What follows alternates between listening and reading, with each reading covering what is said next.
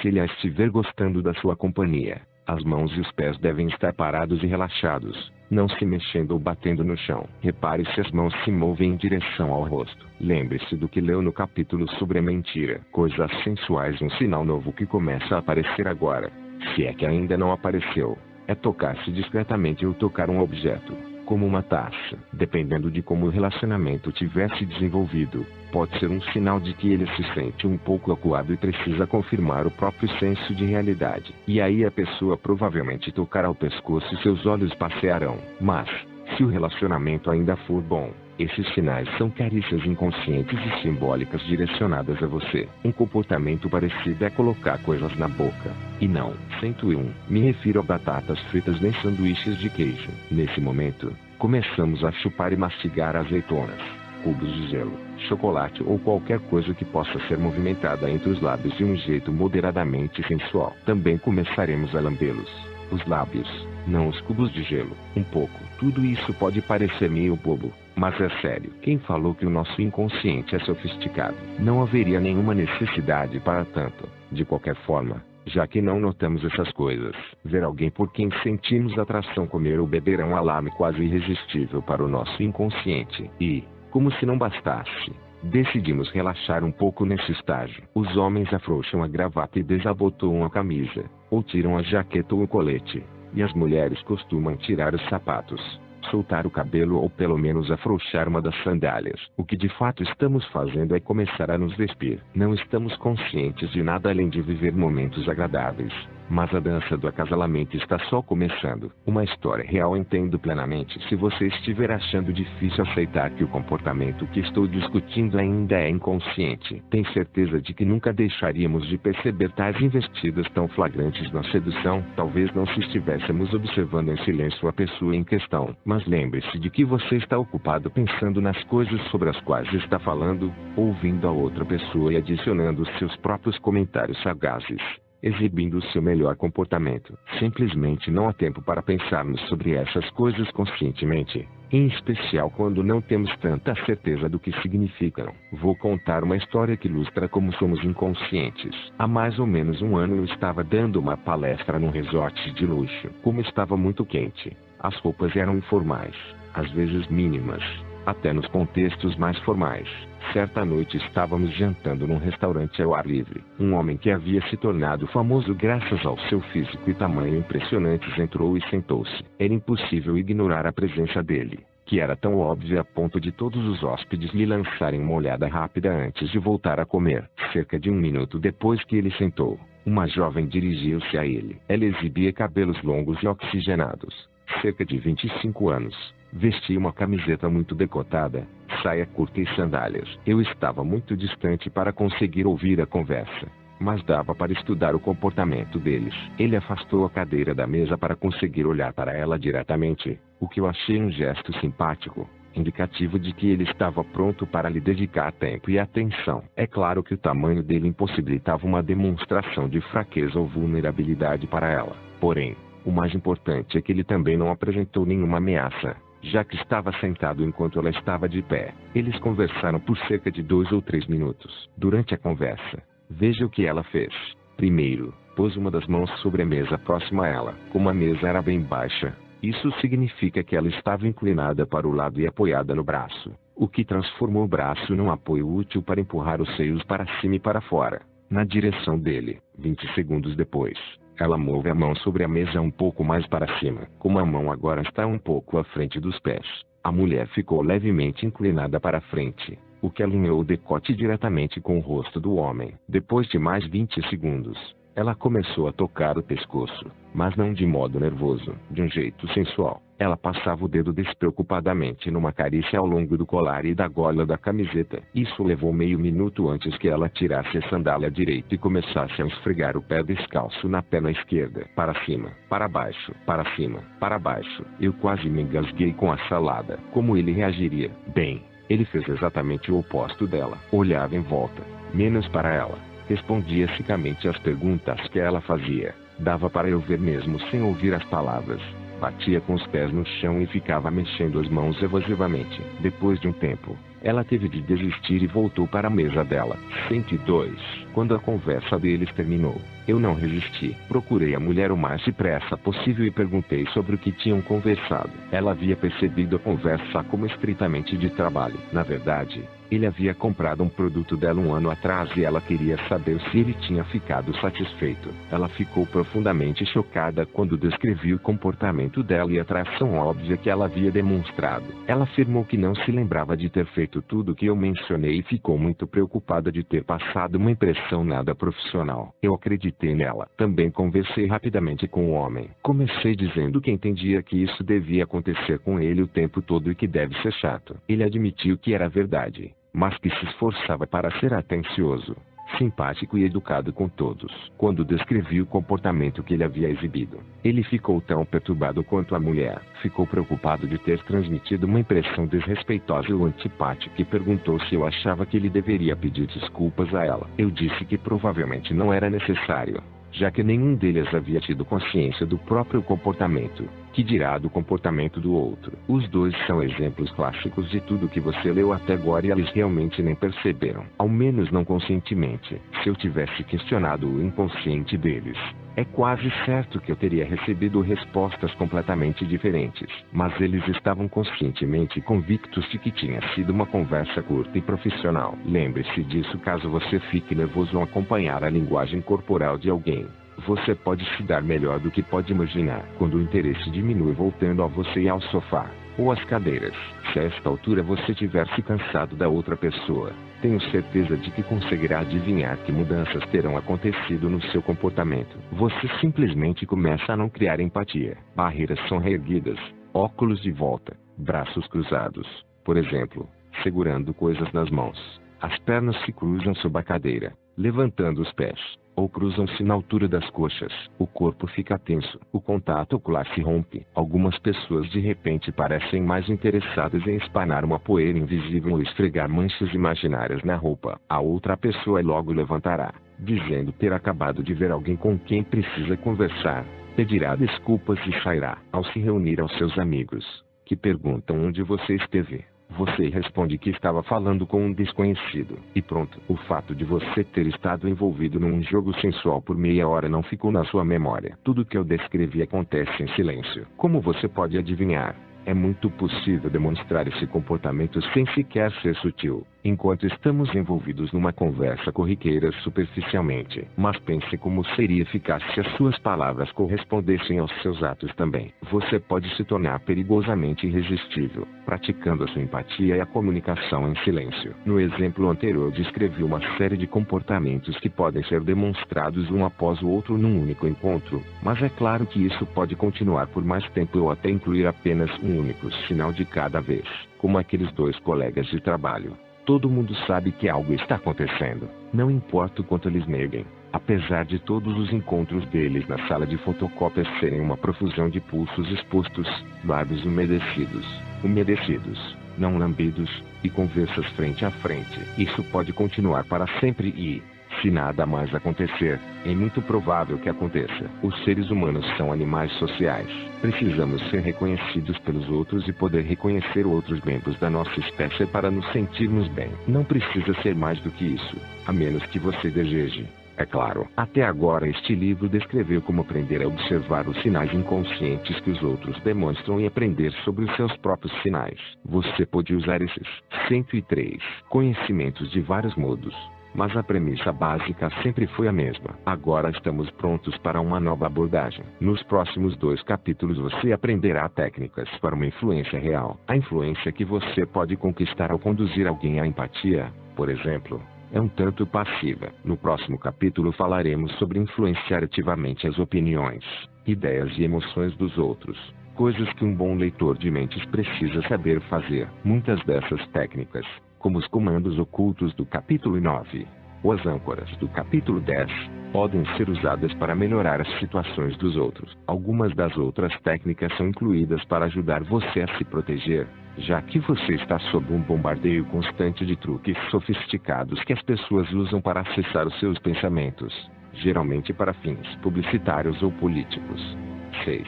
O que você vai ler aplica-se tanto a homens quanto a mulheres. Geralmente usamos os mesmos métodos ao paquerar. Eu indicarei quando os métodos forem diferentes.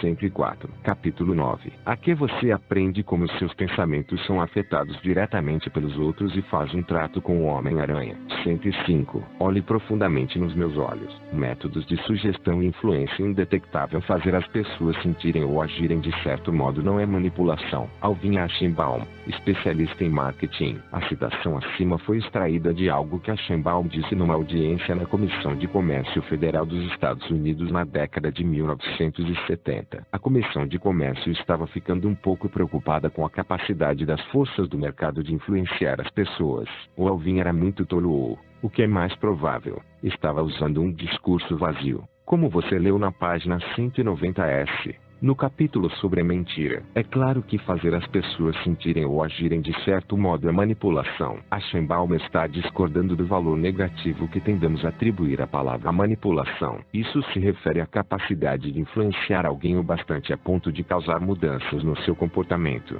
E o valor das mudanças deve determinar o valor da ação. Mudar para melhor é positivo e mudar para pior é negativo. Desconfio de que Aschenbaum avaliava o termo inconscientemente de modo negativo, e estava na verdade referindo-se ao valor negativo, não ao termo propriamente dito. E, no fim das contas, você decide se a manipulação, ou influência, será algo bom ou ruim. Você já adquiriu uma grande percepção sobre como influenciamos e manipulamos constantemente um ao outro através do nosso comportamento. Às vezes somente precisamos de um simpático oi e um sorriso para influenciar alguém a nos cumprimentar com simpatia. Em outras situações, é muito mais complicado. Acho que você também já começou a perceber que, como fazemos isso o tempo todo, queremos ou não, só existe um jeito de saber se você está ou não influenciando ou manipulando alguém de forma negativa. Você precisa saber o que está fazendo para poder decidir quando não fazer ou optar por fazer diferente. As técnicas que você aprendeu até agora possibilitaram principalmente identificar os estados emocionais dos outros,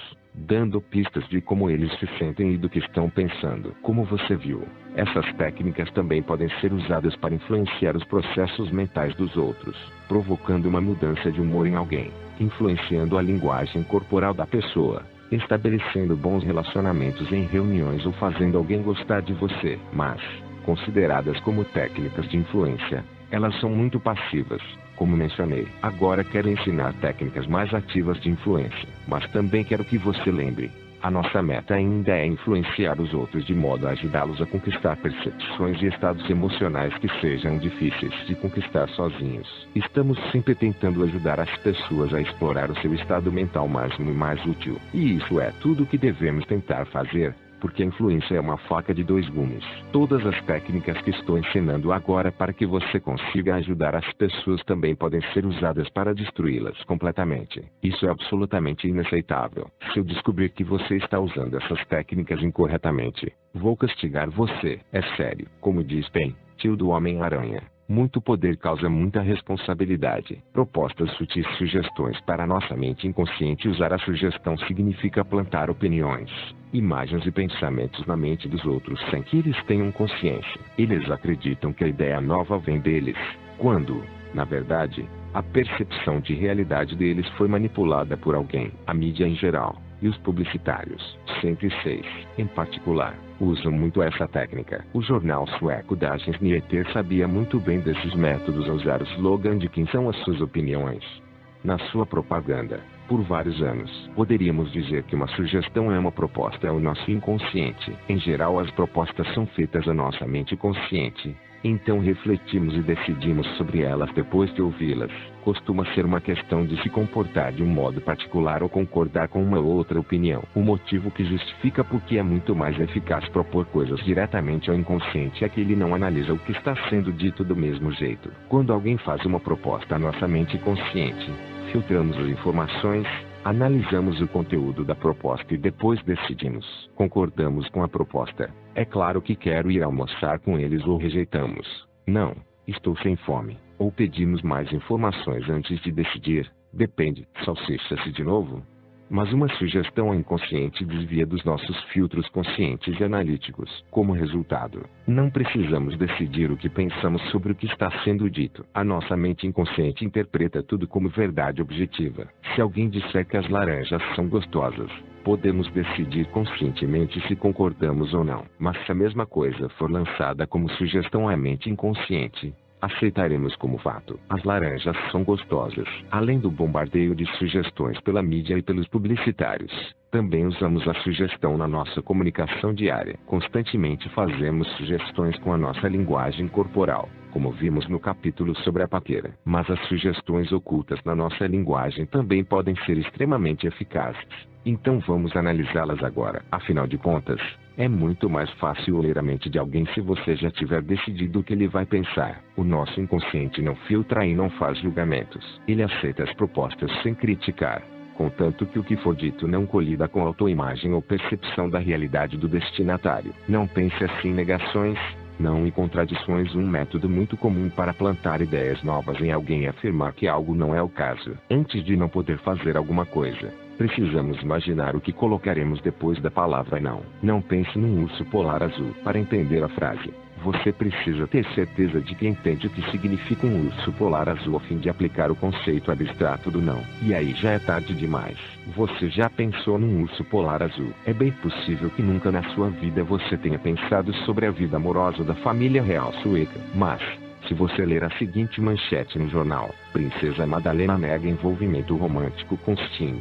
Não dá para entender sem antes compreender o conceito Madalena, envolvimento romântico, Sting e depois incluir o fato de que não é o caso. Embora essa manchete não tenha lhe ensinado nada novo sobre o mundo, a sua mente agrega um pensamento novo que não estava ali antes. E como sabem todos que têm, ou tiveram, filhos pequenos, a palavra não torna-se insignificante muito rapidamente quando comparada ao resto do que está sendo dito. Sting? Quem diria? Negações são abstrações.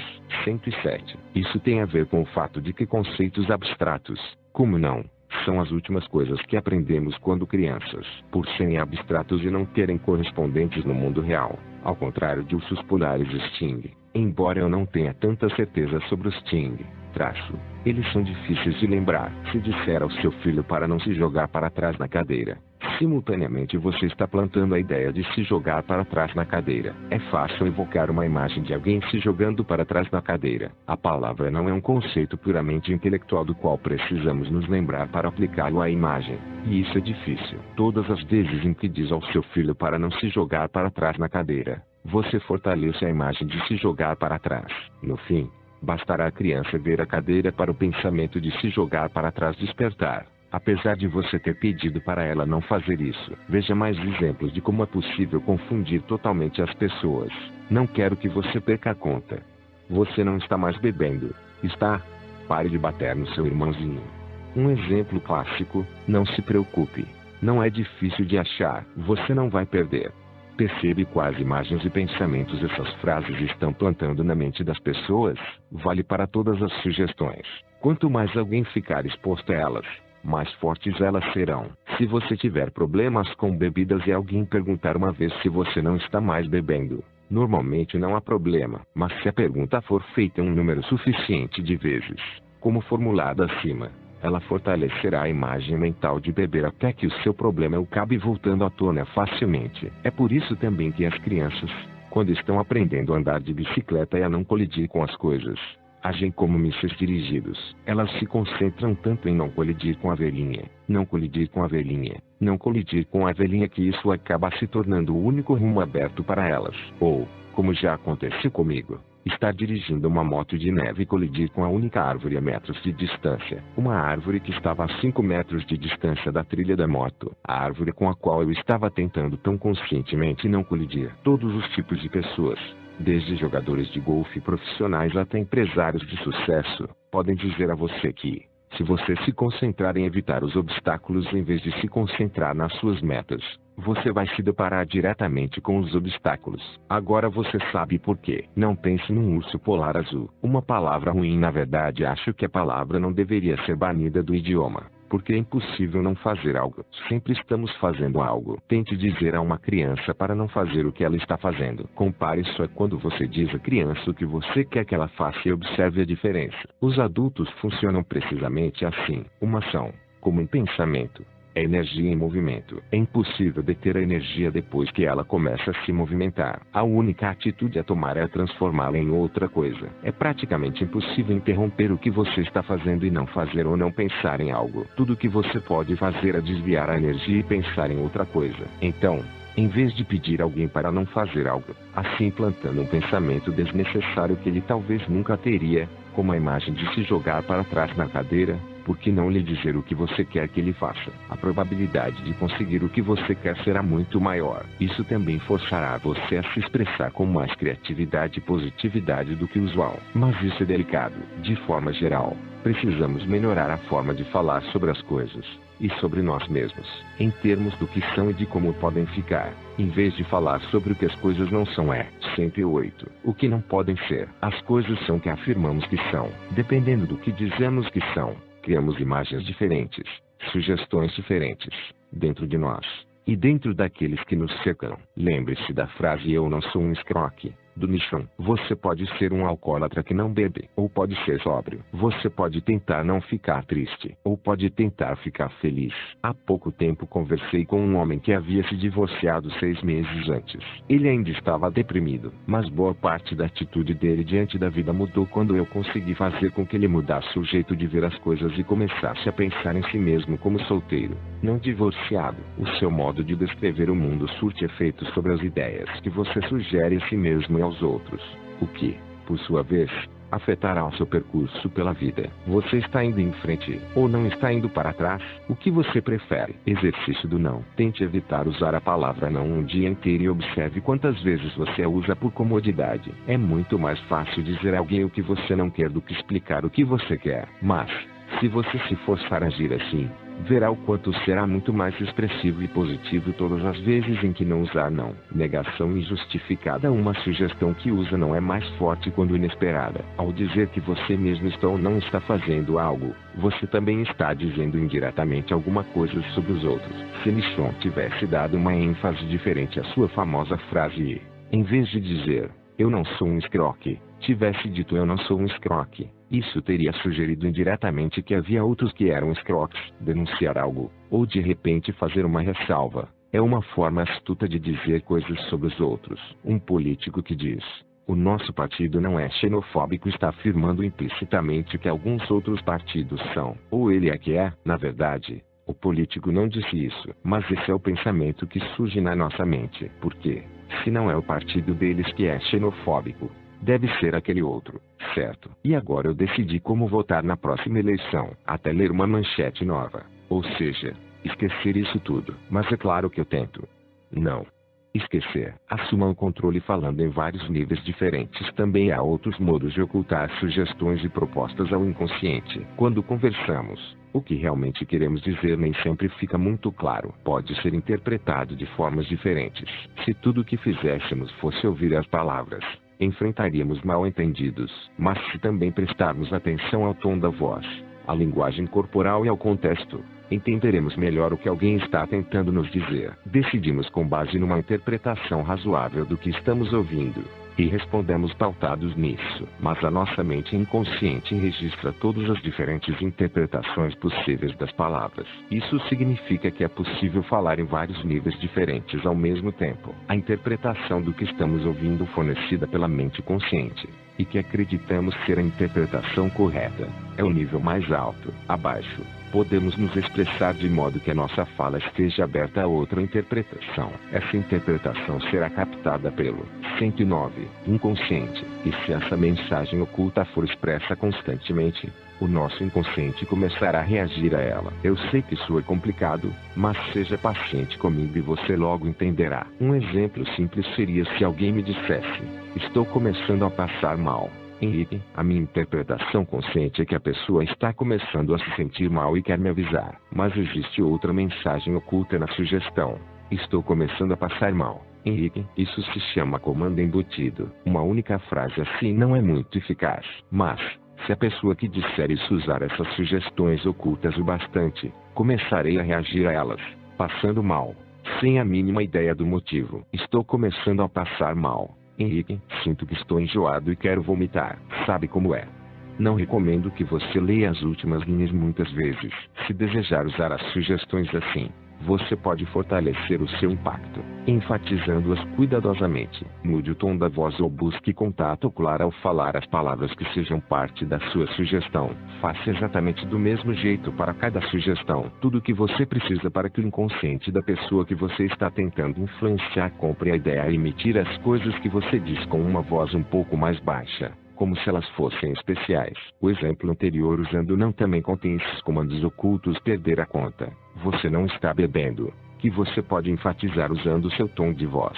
Se estiver suspeitando que isso tudo parece algum tipo de hipnose, tem certa razão. Não se trata de hipnose, mas a hipnose explora o modo como entendemos a fala. Comandos ocultos são parte da fala hipnótica. Na hipnoterapia, assim como em muitas outras formas de terapia, tira-se proveito do fato de termos vários níveis de compreensão. Ao usar a sugestão, você pode dar sugestões terapêuticas ao inconsciente do cliente sem ser notado. O pai da hipnose moderna, Milton H. Erickson, que já mencionei várias vezes, era incomparável quando o assunto era esse tipo de comunicação paralela.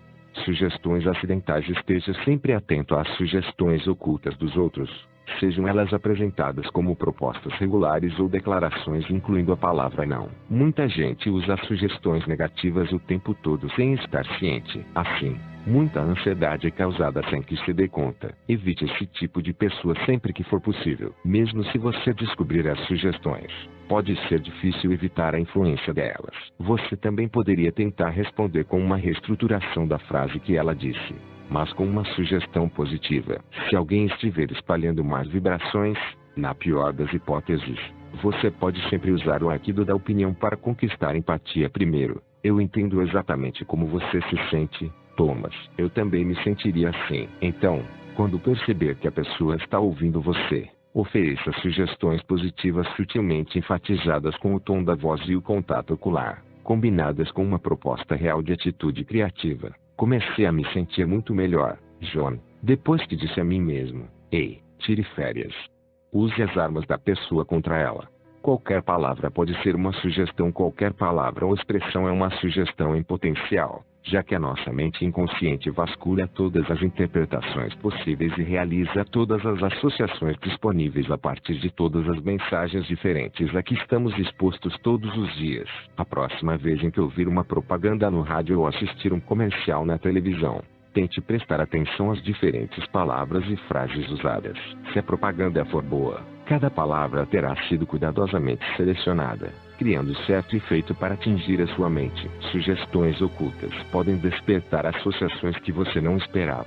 Se usá-las 110 corretamente, você poderá conectar quase todas as associações que desejar a quase todos os produtos. Hoje em dia, o ato de chupar um sorvete usado como símbolo de sexo é um clichê da publicidade. Se tiver dúvidas, veja a propaganda do sorvete Magnum marca registrada, que mostra até uma sujeirinha branca no canto da boca. Mas, deixando de lado o sentido puramente freudiano, a relação entre sorvete e sexo foi uma criação casual. Alguém numa agência publicitária deve ter decidido conectar sorvete às sugestões sexuais, provavelmente estimulado por algum analista motivacional, como Ernest Disquer ou Louis Cheskin, que haviam percebido que isso funcionaria. E funcionou tão bem que todo mundo vem fazendo isso desde então. Mas poderia ter sido outra coisa completamente diferente. Nos anúncios, tanto na televisão quanto no rádio, palavras específicas são usadas para inserir você num estado emocional ou mental específico. Esse estado é,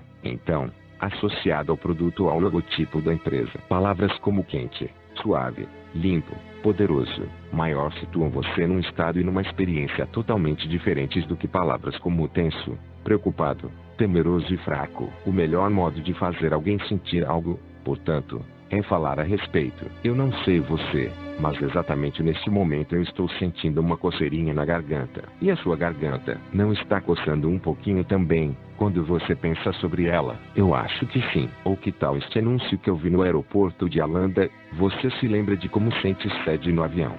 Coincidentemente, Essa oferta estava sendo exibida ao mesmo tempo em que as novas medidas de segurança para voos estavam sendo aplicadas, aquelas que proíbem os passageiros de levar uma garrafinha de água para o avião, a menos que você a compre depois de passar pela segurança. Veja só, qualquer palavra, expressão, emoção ou imagem que você usar ao falar com alguém levará a pessoa a experiências e estados emocionais específicos do mesmo jeito que acontece com a sua comunicação silenciosa. Então, certifique-se de que o lugar para onde você está levando a pessoa é aquele para onde você deseja ir, e não outro. Exercício de atenção. 1. Encontre 10 frases comuns que contenham sugestões ocultas, como afirmativas com não, repetição de termos de valor ou comandos ocultos. Pense nas coisas que você mesmo ouve e os outros dizem. 2. Escolha um jornal e tente encontrar as sugestões ocultas, como afirmativas com não, repetição de termos de valor ou comandos ocultos. Comece analisando um dos editoriais.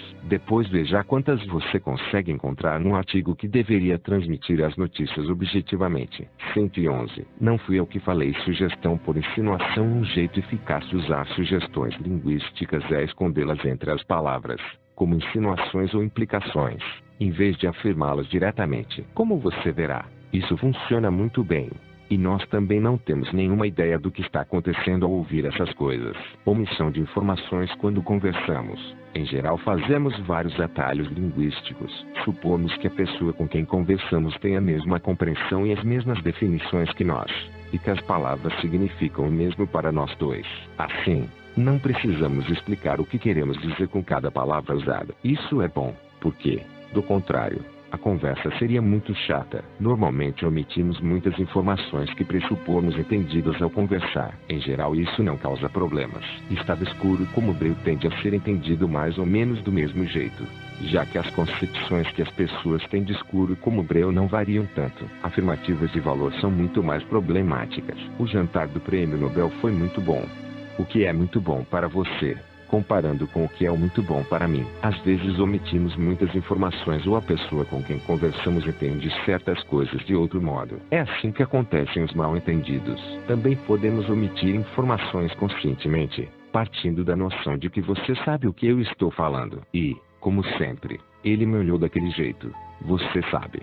A verdade é que eu posso não saber. Posso apenas pensar que sei. Então estaríamos pensando em duas coisas diferentes, ambos convencidos de que aquilo que estamos pensando é o verdadeiro significado pretendido.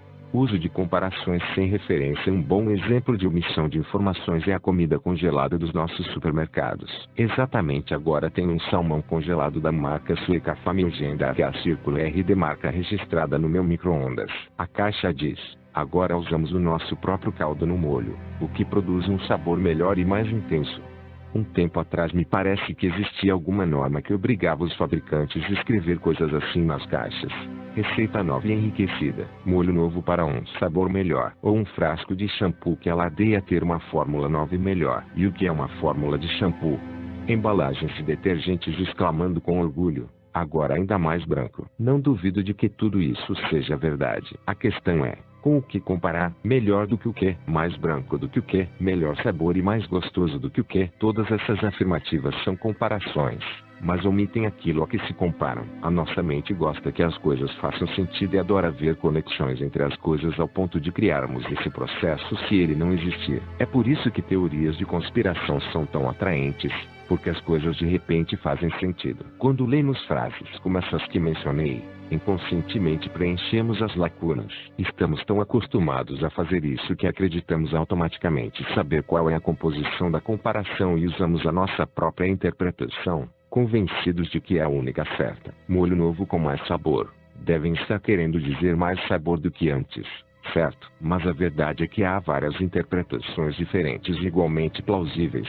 Mais sabor traço 112 do que os nossos outros produtos. Mais sabor do que os produtos dos concorrentes. Mais sabor do que antes, mas ainda bem insípido. E por aí vai. Algumas interpretações parecerão mais plausíveis do que outras, Mais sabudo que um pepino pode parecer uma interpretação menos plausível para alguns. Mas como sabemos se esse não é o significado pretendido? Pessoas diferentes testam interpretações diferentes. A única coisa que têm em comum é a escolha de uma interpretação na qual acreditem e que creiam ser a única interpretação plausível. Também preferimos a interpretação que tenha maior relevância pessoal para nós, já que será a primeira na qual pensaremos.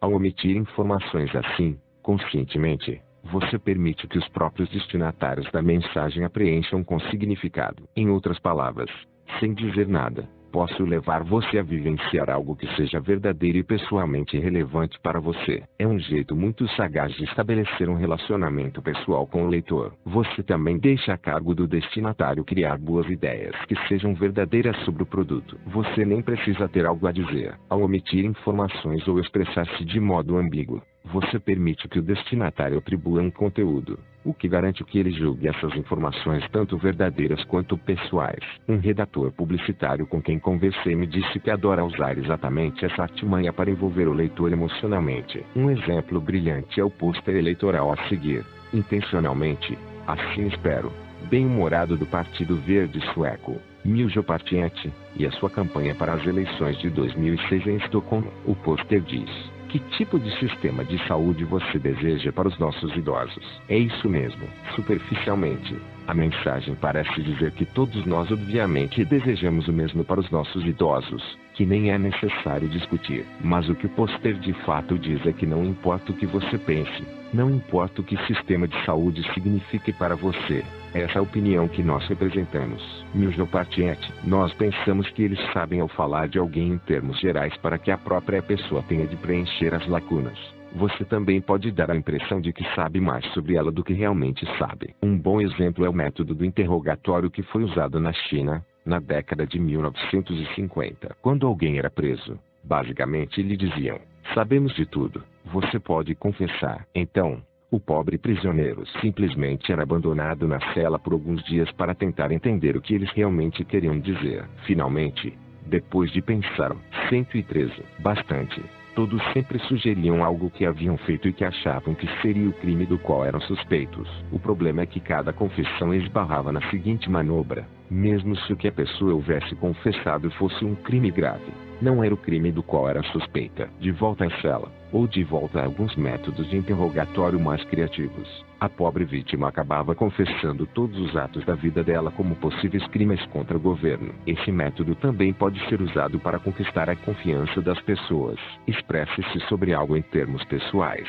mas seja ambíguo bastante de modo que o próprio ouvinte tenha de preencher todas as lacunas. Enquanto lê, feche uma das mãos com força. Fechou? Ótimo. Fique assim por alguns segundos. Mais um pouco. Agora comece a abrir a mão bem devagar. Exatamente agora você deve estar experimentando uma sensação bem estranha na sua mão, certo? Muito bem. Para ser totalmente honesto, não tenho ideia do que você sentiu na sua mão. Ela pode ter latejado, coçado, ficado suado ou talvez mais quente do que o normal. Ou outra coisa. Eu omiti informações suficientes e me expressei com ambiguidade bastante uma sensação bem estranha na sua mão, para que você preenchesse todas as lacunas do que eu de fato queria dizer. E foi o que você fez.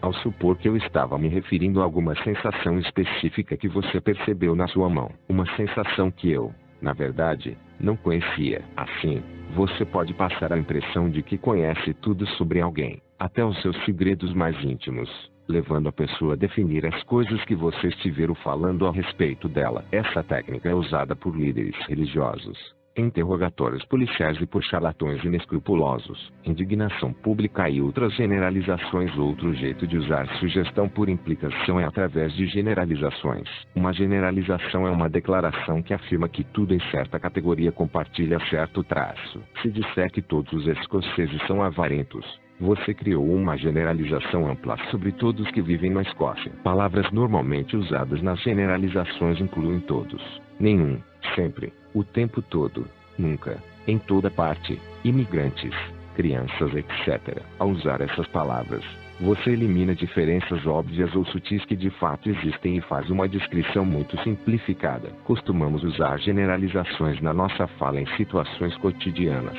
Também existe certo tipo de generalização que vemos nos jornais, como nos jornais vespertinos suecos, cheios de frases como diante da crescente crítica, numa pesquisa de opinião ou a minha favorita, indignação pública. Mas o que isso realmente significa? Até que ponto a crítica deve estar crescendo para ser chamada de crescente? Porque, honestamente, para ser verdade bastaria que um e-mail indignado chegasse na segunda-feira e outro na terça-feira. Quantas pessoas são necessárias para uma pesquisa de opinião? 222. Você pode achar que estou exagerando, mas não estou. Uma vez um jornalista me disse que o jornal sueco Expressen precisava de apenas 3 ou 4 pessoas insatisfeitas para usar a expressão indignação pública num artigo. Não posso garantir a veracidade disso, mas não parece tão absurdo, especialmente se você considerar que, quando o especialista em publicidade Martin Borges visitou outro jornal, o Svenska Dagbladet, disseram que a definição de indignação correspondia a 10 cartas irritadas dos leitores. Então qual é o problema? Bem, ao usar esses tipos de palavras, damos a impressão de que existe consenso, o que poderia não ser verdade. Não reagimos conscientemente a essas palavras. Na verdade, quase nem as ouvimos. Mas, ainda assim, elas transmitem a sensação de que as pessoas parecem ter uma opinião formada a respeito. Talvez até a maioria das pessoas, vendo que se trata de indignação. Assim é possível criar uma opinião pública do nada. Como, 114. Não queremos parecer tolos. Por segurança, tendemos a concordar com todo mundo. E se for verdade, como o jornal diz, que algo está enfrentando uma crítica crescente, talvez eu deva pensar em discordar daquilo que incomoda tanto as pessoas. Certo? Esse é um ótimo modo de influenciar a opinião pública e levar as pessoas a pensar o que você quiser, usando generalizações que sugiram que a maioria já se sente assim, quando na verdade apenas alguns, talvez menos de 10, estão envolvidos. Cuidado com as abstrações. O último método para ocultar sugestões e implicações é uma variação da retórica vazia que mencionei na parte sobre a mentira, na página 190s, ao expressar-se de modo extremamente específico, mas evitando simultaneamente definir as palavras e os termos que você usa.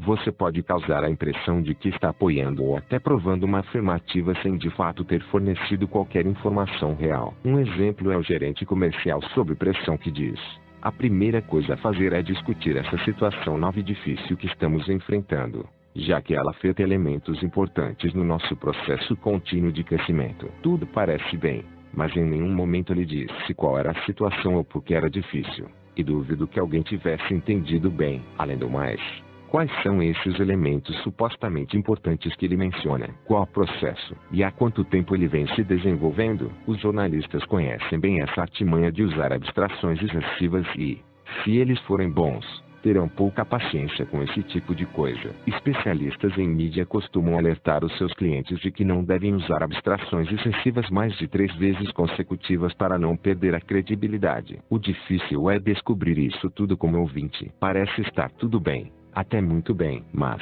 na escrita, costuma parecer absurdo. Veja esta afirmativa do ministro da Educação da Suécia, Jan Björklund. Quero esclarecer uma coisa desde já. A necessidade da escola de mais treinamento definirá os termos para qualquer outro treinamento. Como é que é? Você é uma grande sugestão. Na verdade, não são apenas as suas palavras que sugerem coisas aos outros. A sua presença como um todo, o que você veste, como se mexe e como parece também são importantes. Toda ideia de conduzir alguém à empatia pode ser considerada como uma sugestão que o outro segue. No livro Propaganda, o mestre sueco Droby Martin Borges dá um exemplo de como usou o próprio corpo numa sugestão para influenciar uma decisão quando desejava receber alta do hospital um dia antes. O problema é que era domingo, um dia em que ninguém costuma receber alta.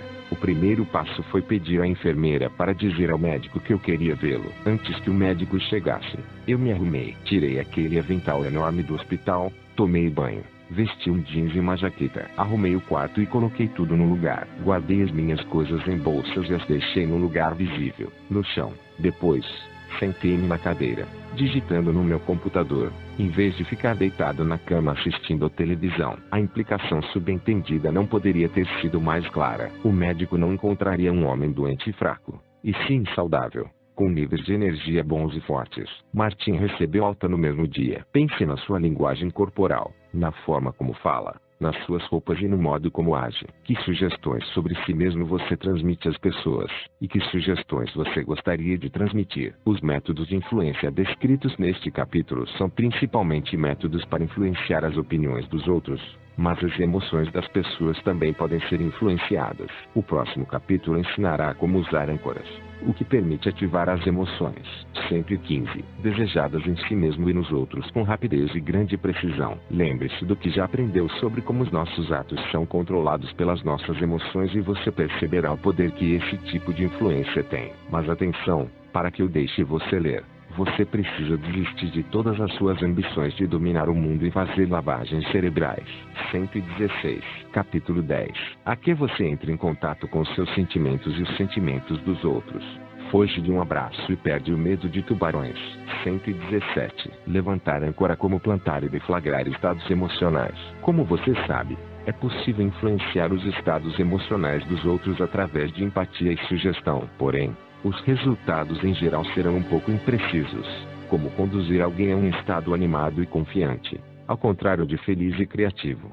E você poderá achar difícil conquistar reações emocionais fortes. Existe um modo mais eficaz de influenciar as emoções que permite deflagrar qualquer emoção desejada, em qualquer pessoa que você quiser, quando quiser. E esse modo mais eficaz é o uso de âncoras.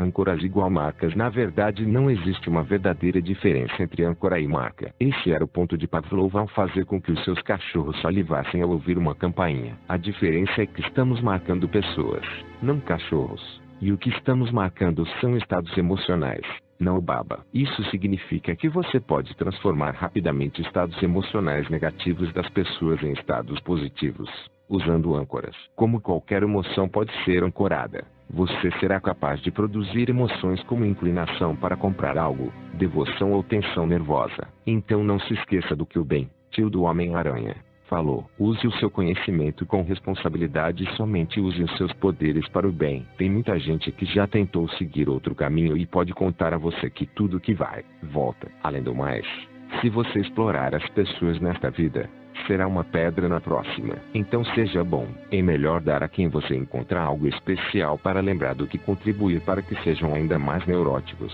Você já usa muito, como eu já disse e vou repetir.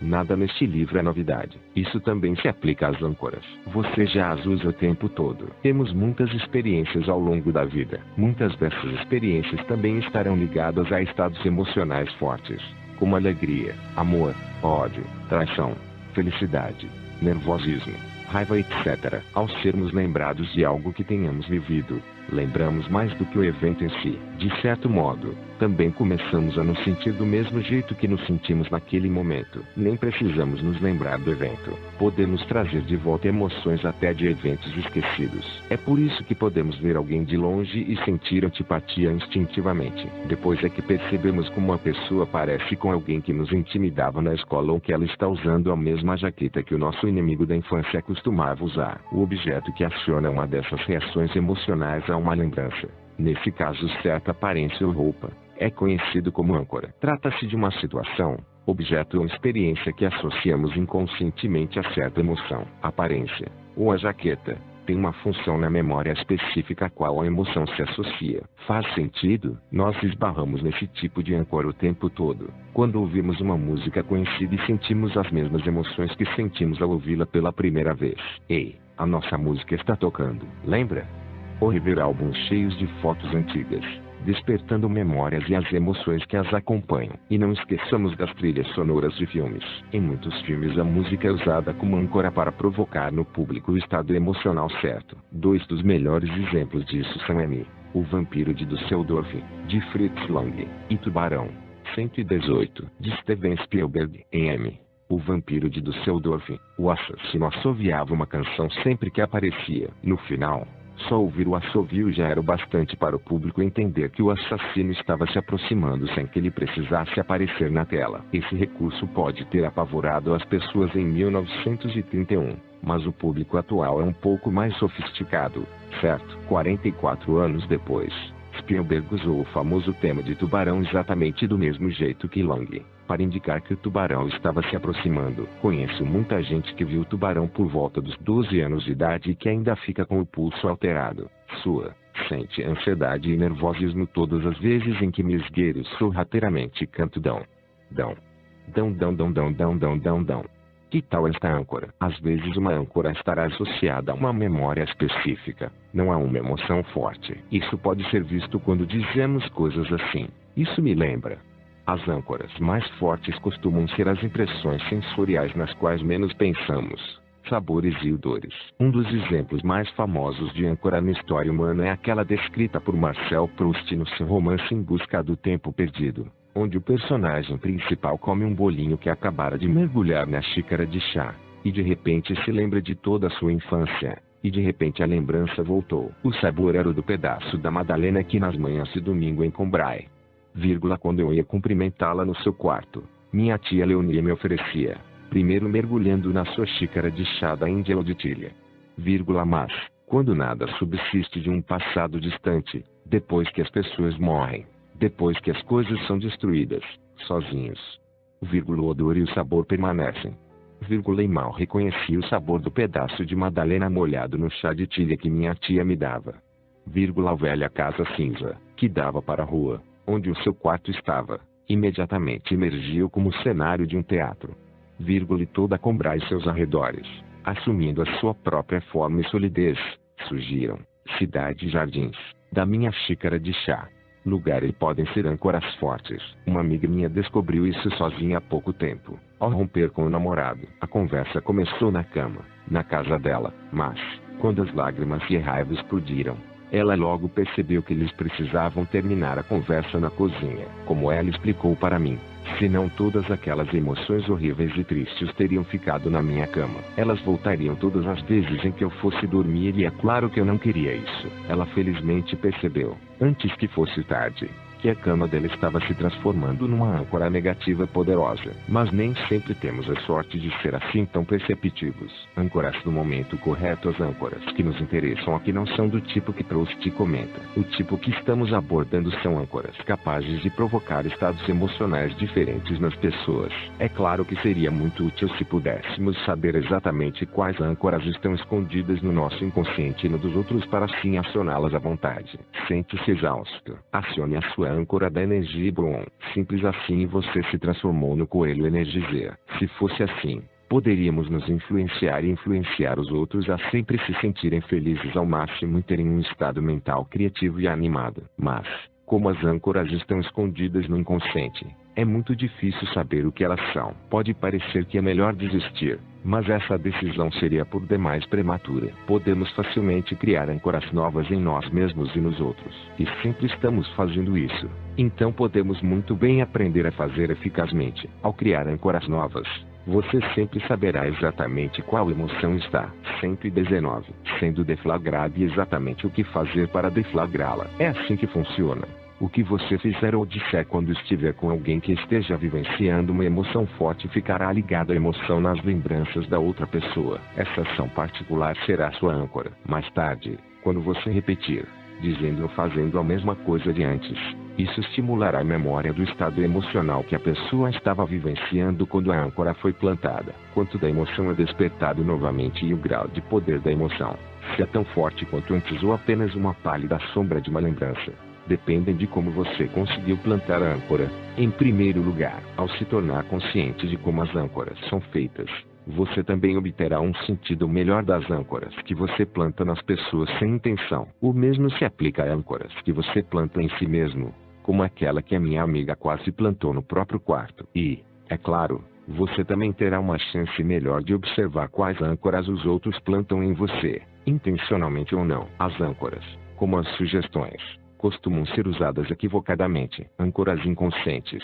negativas. O especialista em organização americano Jerry Richardson dá um bom exemplo, em que o pai observa que o filho está triste e o abraça. A intenção do pai, obviamente, é confortar e apoiar. O problema é que o braço dele precisa ter sido usado num contexto positivo antes, ou seja, ter sido ancorado com emoções positivas para que elas sejam acionadas ao abraçar o seu filhinho triste. Mas esse pai não tem muito contato físico com os filhos. Na verdade, isso só acontece quando ele precisa confortá-los. Então, em vez de estar associado a algo prazeroso e o pai ser capaz de usá-lo para combater a negatividade, O abraço estará ancorado com o estado emocional negativo, pois é aí que o filho vivencia. Se isso acontecer algumas vezes seguidas, sempre que o pai abraçar o filho, este entrará num estado negativo, mesmo se estiver contente em princípio. Se o toque físico somente for usado quando alguém estiver triste, essa emoção estará associada ao toque, independentemente das intenções subjacentes.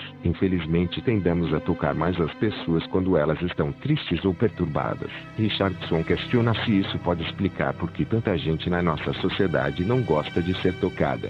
Simplesmente aprenderam desde a infância a associar o toque às emoções negativas. É um pensamento assustador. Precisamos ter mais consciência do nosso comportamento, já que a lembrança de como alguém se comportou ficará guardada no nosso inconsciente ao lado da memória da emoção que vivenciamos na época. Em termos gerais, é uma boa ideia fazer contato físico com alguém que esteja de bom humor. Assim, você poderá ajudar quando a pessoa estiver menos feliz, tocando e acionando as emoções positivas e atuais dela. É claro que uma âncora emocional não precisa envolver o toque. Eu usei o toque no exemplo anterior porque o contato físico é uma forma comum de dar conforto e apoio, e porque as âncoras que usam o toque tendem a ser muito fortes. Mas, como escrevi antes, tudo o que percebemos pode criar uma âncora funcional. Uma palavra, uma imagem, o tom da voz, um gesto particular, um odor, uma cor ou um sabor, por motivos naturais.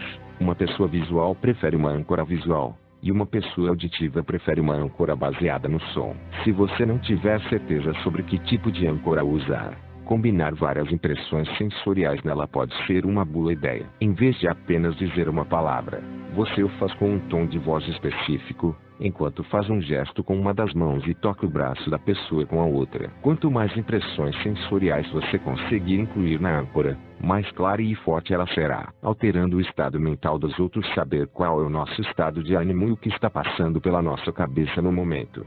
120. Surte um grande efeito sobre a percepção das coisas que ouvimos e sobre a possibilidade de acharmos determinada ideia maravilhosa ou terrível. Se você tiver uma ideia ou proposta e deseja a atenção de alguém, e preferencialmente que a pessoa concorde com você, é necessário que ela esteja num estado emocional mais receptivo possível. Se ela não estiver e você não dispuser de ferramentas para alterar o estado emocional dela, você poderá enfrentar problemas. Estabelecer a empatia é a ferramenta mais importante para tanto. Mas, ainda que ela goste de você e fique aberta às suas ideias, ela pode estar triste ou perturbada por algo que você não pode mudar. Pode ser alguma coisa que não tenha nada a ver com o seu relacionamento com ela. Talvez que diga a respeito aos assuntos particulares dela. Embora as intenções sejam boas, as emoções que ela traz afetarão a atitude dela em relação à sua ideia, mesmo se o motivo para o estado dela não tiver a ver com você. Usando uma âncora positiva, você pode alterar o estado emocional dela de modo a adequá-lo ao seu encontro, ao menos temporariamente. Você também pode usar uma âncora para fortalecer a resposta emocional de alguém a certa sugestão, como o vendedor de carros que pergunta ao cliente: "O que acha de fechar negócio agora?" E simultaneamente aciona uma âncora para que o cliente vivencie sentimentos fortes de alegria. As âncoras funcionam por causa da maneira pela qual associamos as coisas que acontecem dentro da nossa mente, como nos sentimos ou o que estamos pensando a eventos no mundo externo. Não importa que os dois estejam diretamente conectados ou não. É assim que as âncoras são criadas. Mas também é um dos motivos que explicam por que é tão importante saber como usá-las. Se encontrar alguém num estado negativo e não souber como resgatá-lo, você corre o risco de ter o seu encontro transformado numa âncora para o estado emocional negativo dele. Então, sempre que ele encontrar você ou ouvir falar de você, sentirá um pouco de incômodo ou tristeza sem saber por quê. Não são esses sentimentos que você quer que as pessoas tenham em relação a você, certo? Isso pode surtir um efeito devastador na sua vida particular e na sua carreira. Felizmente o oposto também se aplica. Se você for bom em despertar emoções positivas e boas nas pessoas, usando os conhecimentos que adquiriu neste livro, você será uma âncora para essas emoções. Se a âncora for forte o bastante, só será preciso que alguém mencione o seu nome para acionar as emoções positivas ou quaisquer emoções que você tenha plantado. Como já falei, você também pode plantar âncoras em si mesmo. É uma ótima maneira de dar a você um estímulo necessário de qualquer emoção. Você pode ficar seguro numa situação que o deixaria normalmente nervoso, feliz quando as coisas não estiverem bem, enérgico e determinado quando se sentir preguiçoso, etc. Você também pode combinar várias emoções diferentes numa única âncora. Eu tenho uma âncora que se une em mim uma emoção mista com elementos de alegria, orgulho, curiosidade, um frio no estômago e uma dose salutar de autoconfiança. O efeito é quase inebriante. Eu aciono todas as vezes em que subo no palco para fazer um dos meus shows e ela me deixa num estado mental perfeito para dar o meu melhor na apresentação. Vou ensinar você a criar as suas próprias âncoras. Sugiro que não se limite a ler. Experimente imediatamente. É o único jeito de fazer você mesmo entender como é simples e como funciona. Pode parecer magia, mas é tão místico quanto os cachorros de Pavlov. O fato é que se trata da mesma coisa, porém é mais divertido e muito mais rápido. E aquele toque é humano como plantar uma âncora é exatamente o que você deve fazer. Gesto, palavra, toque ou outra coisa. Depende do que você gostaria de usar e o que a situação permite. Como escrevi, o toque é uma âncora forte para a maioria das pessoas, mas algumas situações não permitem outros toques além do aperto.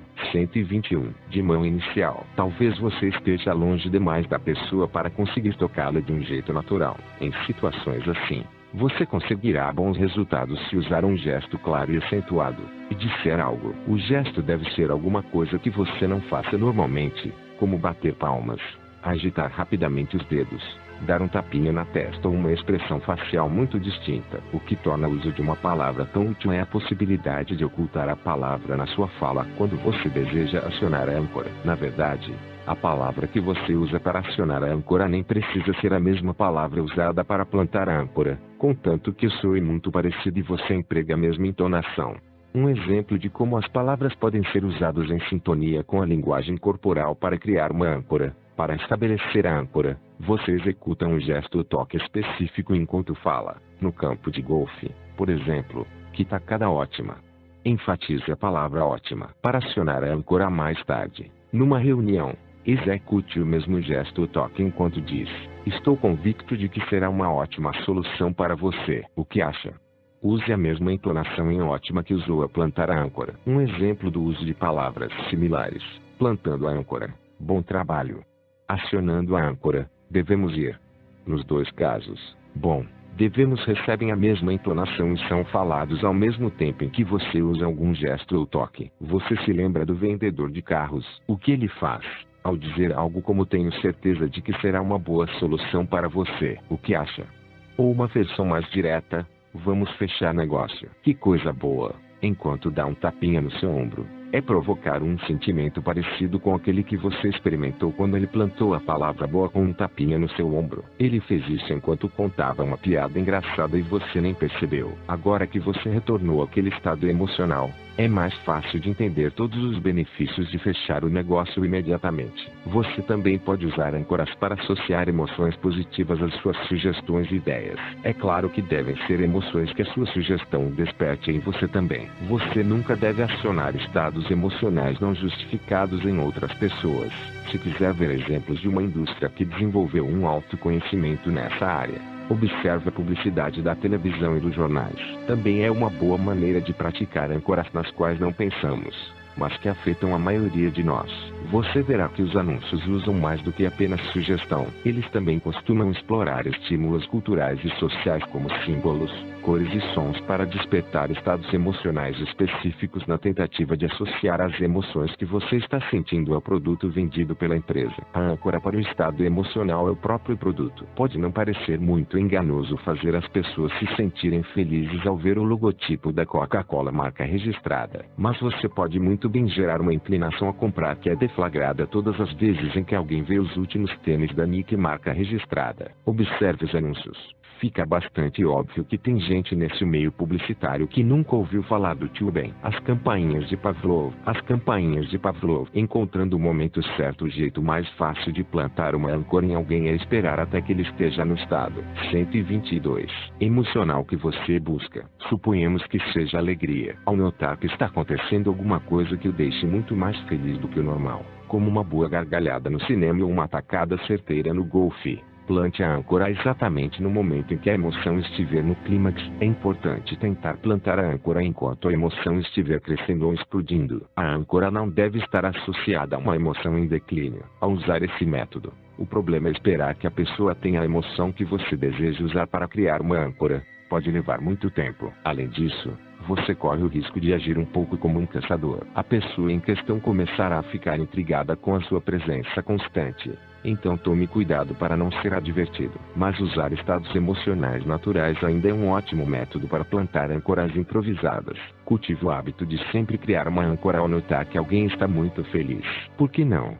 Se a emoção já existe, ainda que você não tenha planejado, nunca se sabe quando a emoção estará disponível outra vez. Então estou afirmando que você deve plantar âncoras em todos que conhecer sempre que eles demonstrarem uma emoção positiva forte. Com certeza, é simples. Depois de tentar algumas vezes, você começará a fazer isso automaticamente, sem esforço. Mas e se você não estiver disposto a esperar que alguém entre no estado emocional que você deseja ancorar? Então você deve deflagrar esse estado em si mesmo. Como vimos no capítulo sobre emoções, elas podem ser acionadas de inúmeras formas. A ancoragem é menos detectável e mais rápida do que a maioria dos outros métodos. Os outros métodos em geral despertam emoções usando associações de pensamentos. Âncoras e marcas funcionam mais como reflexos físicos. Mas, se você quiser ancorar alegria em alguém, por que não contar uma boa piada? Plante a sua âncora enquanto a pessoa estiver se acabando de rir. Ou talvez você queira provocar uma sensação de determinação ou adaptação. Então,